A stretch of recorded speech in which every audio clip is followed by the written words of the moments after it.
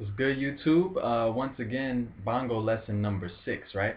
So with this, I'm going to take a slightly different path. What we have here is your bongo bell, right? Alright, and I know that there's rarely any videos out there that try to demonstrate how to play a bongo bell or a bongo bell pattern. Typically, what you're going to be doing with this is pretty much, there's 3 different levels, and I'll give you guys a quick thing on salsa music. There's 3 different levels of salsa music in terms of different, I guess levels is not the best way to describe it. There's 3 different points in the point of a song, right? We have the basic verse, and that's where you're typically playing with the bongos and you're doing your martillo pattern, basic stuff. The second part of the song is near the height of the song. That's where the timbale player typically goes to his campana, his cowbell, and he does the pattern that he does.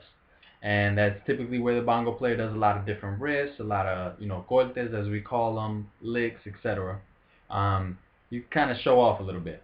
Then comes the actual chorus of the song, usually when the backup singers come in, and it's the height of the song.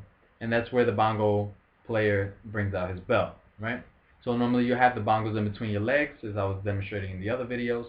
And then you'll maybe have your bongo bell next to you. You want to get it somewhere that you can actually grab it really quick, because sometimes you only have a split second to go ahead, grab it, and start playing. Alright, so the basic pattern that you're going to do for a salsa song, first, to hold it, I will hold it like this, have your thumb right here. Different people hold it different ways. You can hold it like this. That's a comfortable way for me, and I prefer it. I also feel like I have more control over the sound of the bell and what comes out of it.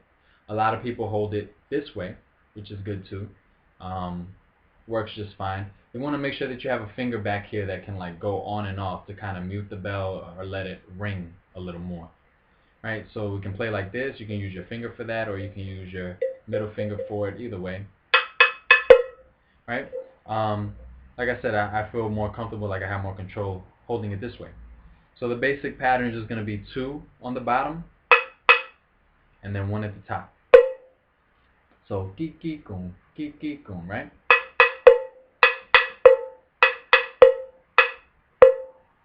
Alright, so some tips and things that you can do when doing your bongo bell pattern. Some things that I like to go over. So you want to try to find the sweet spot at the bottom, where it sounds really high, really nice, like really punchy, And then at the top, you kind of want to hit it almost at an angle, not completely like that, but somewhat at an angle, not just straight, You kind of want to find that sweet spot at the top too. So when you hit both, you kind of want to...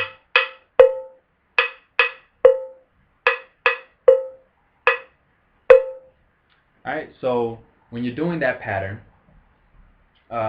typical salsa, if you say it's going medium pace, sounds something like this. 1, 2, 1, 2, 3, 4.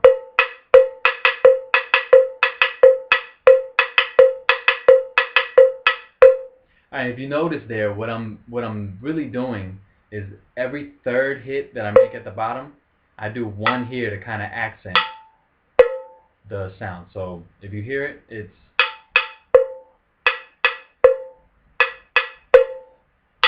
Right, and I just hit it 1 time.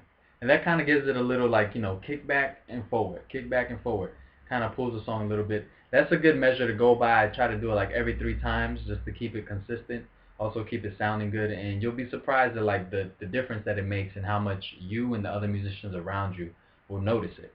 So that's your typical bell pattern for like a salsa song, or even a cha-cha-cha. You can do the same thing. It'd be slower, obviously, so it's...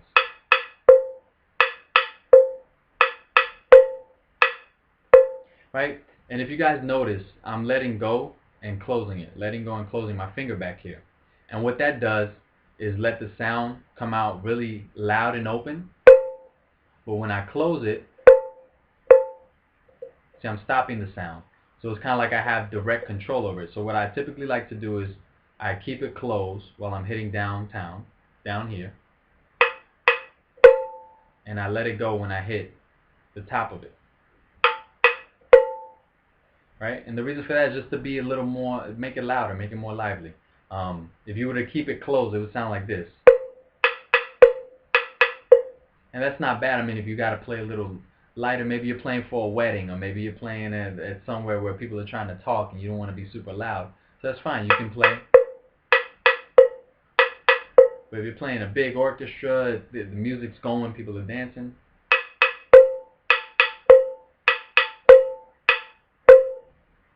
Hey, that's your basic pattern for that. Some other things we can go over. Cha-cha bell. Sometimes you can play it just da da da da da da da da. Right, and that's where the clave falls. So you can play that for cha-cha as well. Two other things, and then with that, I'm done with the whole bongo. Give me more bongo, cowbell, whatever. So no more cowbell after this. But what we can do is a pattern that's typically used for when somebody's soloing. Usually, maybe the conga player soloing is a pattern you want to do, and it'll sound something like this. So 1, 2, ready, go.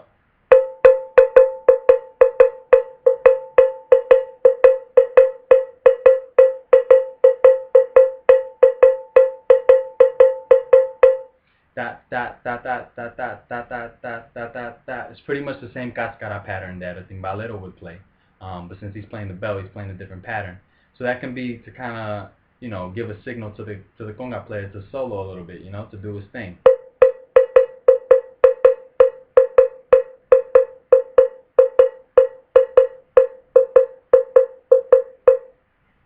Alright, and then a lot of times, if the music's very hype, everybody's going kind of crazy, you can kind of go a little crazy with the bell too. There's different variations on the pattern that you can do. You don't have to just stick to this. Right, you can do other patterns. One that I sometimes do or like to do is,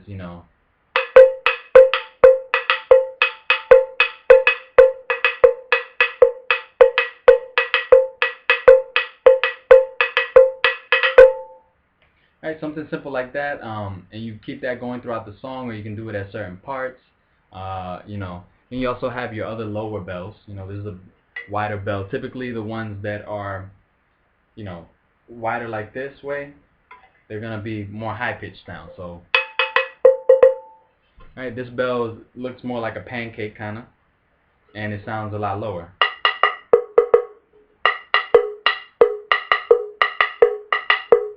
Right, you can do the same patterns on this.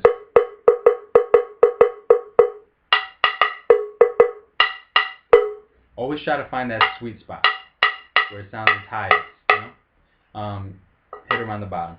That's my whole spiel on bongo, cowbells, and all of that jazz, and I hope that helped you guys out in terms of when you should switch typically to the cowbell, different patterns you can do on it, different ways to hold it, different techniques to do. Just wanted to bring that short little lesson to you guys. Hope you enjoyed it. Again, comments, feedback, suggestions, etc. It's all taken. I take it in stride. I hope you guys enjoy. Have a great day.